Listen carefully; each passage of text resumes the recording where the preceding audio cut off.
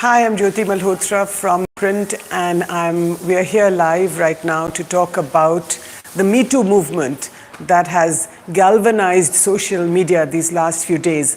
On Friday, the 6th of October, actually the Friday the 5th of October, exactly a year since the Me Too movement in the US exploded in everyone's faces when women started asking questions about this very powerful Hollywood producer called Harvey Weinstein.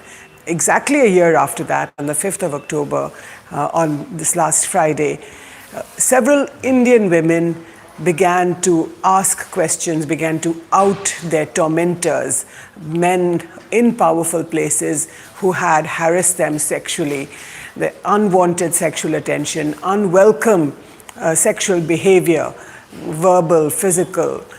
And some of these stories started coming out across social media, on Twitter and on Facebook, exploding into our living rooms, into our lives. And all of us in the print, across, outside, have been talking about this, asking ourselves, first of all, how does one come to terms with something like this? How have women who have repressed these stories of sexual abuse and harassment over the years have finally started coming out and talking about these? It's a catharsis that has enormous consequences. The fact is, first of all, that women are now hopefully could achieve some closure, at least by talking about it. Of course, that's not going to go away until some of these abusers, some of these people who have harassed women are brought to book, are brought to justice. We will take your questions. Please email us, WhatsApp us at the Print media handle. We are ready to take your questions. I think the first one is with me. The first question here is, most media organizations lack safe spaces and are often toxic in nature. How does one speak out in such situations? Thank you for that question. I'm a journalist. I work with the Print digital media platform. I have been a journalist all my life, which is now over 30 years. And just to give you a little bit of the context of this particular social movement, shall we say, it's still acquiring the contours of something. We still don't know what it is. So can we call it a movement, at least here in India? I think it's still developing, it's still unfolding, exploding across our lives. But what happened on Friday, the 5th of October, and what has been happening over the last 3-4 days is that the film industry and media industry, some people, big names in publishing like Chetan Bhagat, Kiran Nagarkar, a brilliant writer, several people in the media space, notably former Times of India editor Gautam Adhikari. He retired several years ago and now lives in the US. The current Times of India editor, K.N. Srinivas, who is the resident editor of the Times of India in Hyderabad, an editor of the Hindustan Times, Prashant Jha. Several other people have been accused publicly of unwelcome sexual attention, of openly abusing women. Some of this stuff is really gory, and I'm sure some of you have read about this on social media.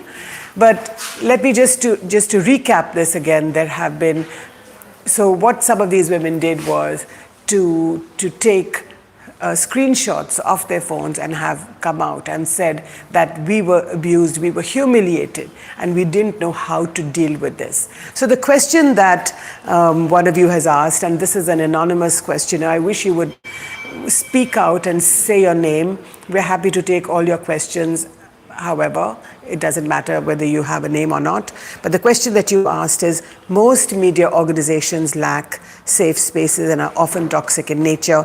How does one speak out in such situations? So let me first say that I think that's not completely true. Most media organizations do not have this sort of toxic nature. I think several media organizations do have what we call the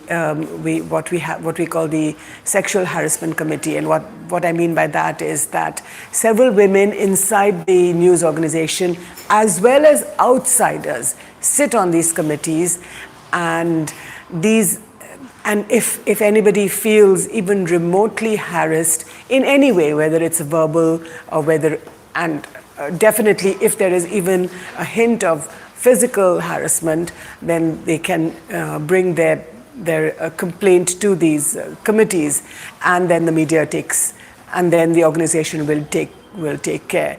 Now, these incidents that I talked about a few minutes ago in the Times of India, in the Hindustan Times, and elsewhere, and also let me broad-base this discussion a bit. You know that the very well-known film director Vikas Behel, who directed the famous movie Queen, in which Kangana Ranaut is acting.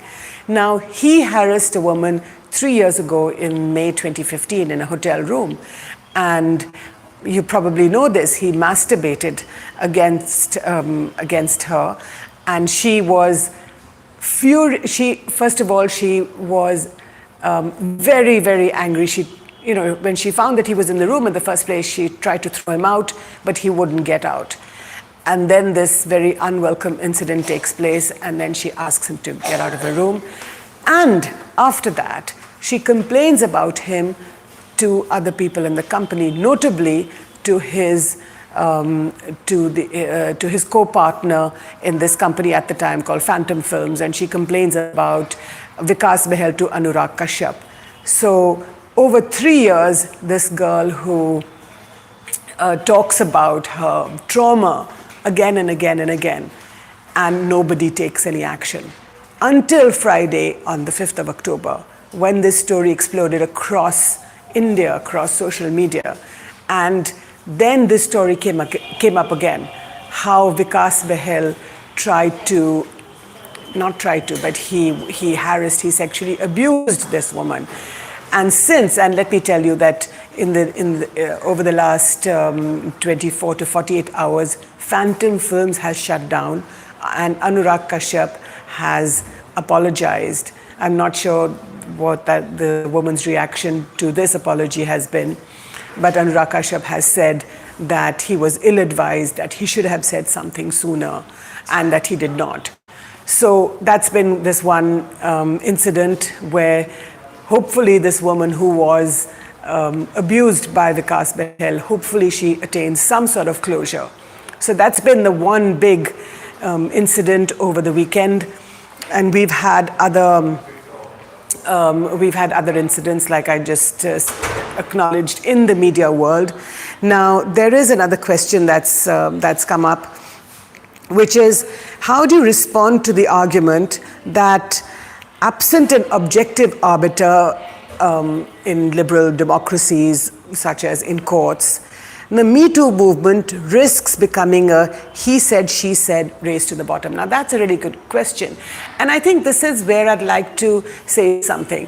I think what is the Me Too movement all about? What is this whole sexual harassment, abuse that women have been facing across the decades? Now, we know that in 1997, that they were the Vishaka guidelines. So right now, what we're talking about is sexual harassment or abuse in the workplace, because it's in the workplace that men in powerful positions use their positions of authority to sort of have unwelcome or to abuse their colleagues, and they're also especially their junior colleagues. So violence and abuse is another name for the unwelcome exercise of power. And that's why what happened in 97 was you had the Vishaka guidelines, and then again after the absolute brutal and horrendous rape in December 2012 of Jyoti Singh, the girl that we have called Nirbhaya in the media over the years. After that, the Supreme Court put together these guidelines, and so you have very, very strong guidelines against sexual harassment. Now, the question that you've asked is that that some of it could become a he said, she said thing, and you're absolutely right. So what happens is that I think the question is about consent. if a woman says, and consent, and again, the other differentiation we have to make is that, is this happening inside the office, inside the workplace, or is it happening outside? Now, you can also argue that very often the workplace actually extends beyond working hours, that you have network opportunities, and how do women come to terms with an abuser who works with her in the office and who could perhaps also be part of these networking opportunities. So these are very, very gray lines, and that's why I think this is such an important moment that we have in India right now. So this he said, she said argument that several of us could have. Now, I think the question is that if something takes place outside the workplace, which means that you don't have a power differential, and in that situation, if there is mutual consent. Now, look, I'm not getting into inside marriage, outside marriage. It's not any of my business to moral police anybody. That's up to consenting adults. And that's why this word, consent, is very important. And let me also add, it's not only between men and women. It can be between men and men. And the fact that if a gay man is hitting upon another man who doesn't want his attentions, I think that's also about, so the question of consent comes in there too. So it's not just about men and women, it's about power and the use of power to invoke this sexual attention upon somebody who doesn't want it. So I think that's the key difference between the hashtag #MeToo movement that it's just a hashtag, right? But it's about sexual politics, it's about equality, it's about consent. If I consent to have a relationship with you, a one-night stand, a one-day stand, or whatever you want to call it, or even just verbal communication, that's different from somebody imposing themselves on you. So that would be the key difference.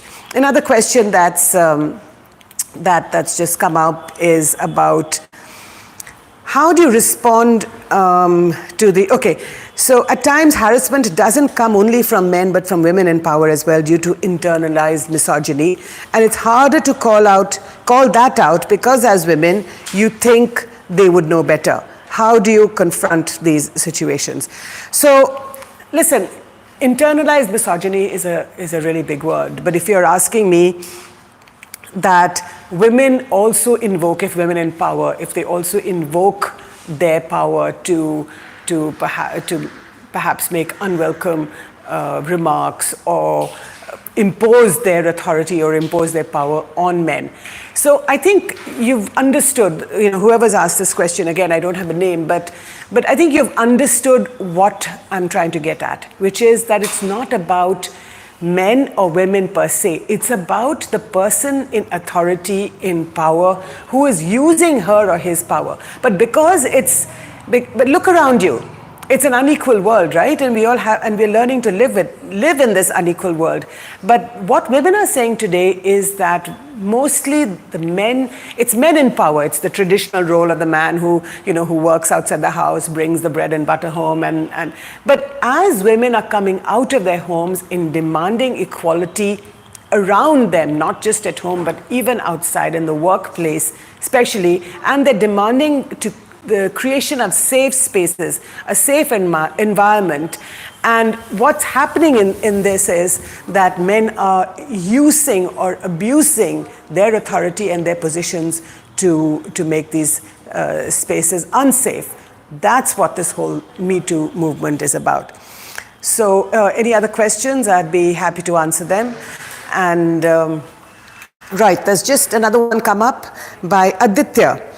Ma'am, he says, ma'am, I'm all against sexual harassment, but seeing many people posting a bad date as sexual harassment. So where is the line? Aditya, that's a really good question. So let me say this to you. So whoever you take out on a date, I think you have to ask her or him or anyone else, is there consent involved? If the person that you take out on a date agrees with you to embark upon a sexual adventure or just even a conversation. Listen, it's about two people being equal in this conversation. If this person who you've taken out on a date says yes, it's okay, then it's okay. If he or she says it's not okay, then it's absolutely not okay. Wherever you are, the date listen, we are all human beings, we know when things begin to deteriorate. I think at that point you have to arrest it and you have to ask. And I think the best thing is to ask openly and say, is it okay for us to do this? Would you like to do this? Once you get consent, and you have to, and if you like this person who you've taken out on a date on, and presumably that's the only reason why you've asked this person out on a date, then you would like her to be an equal participant in whatever activity or behavior, sexual or otherwise, that you engage in. So that's the key word, consent. Any other questions? Otherwise, I'm sure we will keep this conversation going. This is only the beginning. Like I've said, on Friday this happened. It was the first anniversary of the Me Too movement in the US. Coincidence or otherwise, I think these stories are only the beginning. They're going to start tumbling out of the closet. There have been years and years of repression. We all must clap, salute, applaud all the women who have made these very brave statements. Thank you so much for this conversation, and we hope to hear from you soon.